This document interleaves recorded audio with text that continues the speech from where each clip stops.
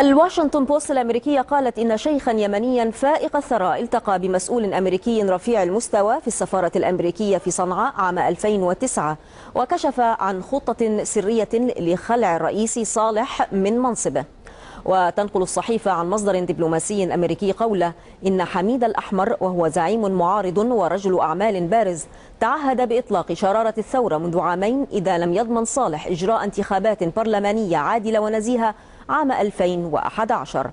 وتقضي خطة الأحمر بتنظيم مظاهرات منظمة وإقناع العميد اليمني علي محسن الأحمر بالتخلي عن الرئيس صالح والانضمام للمعارضة، وهذا ما حصل فعلا الشهر الماضي.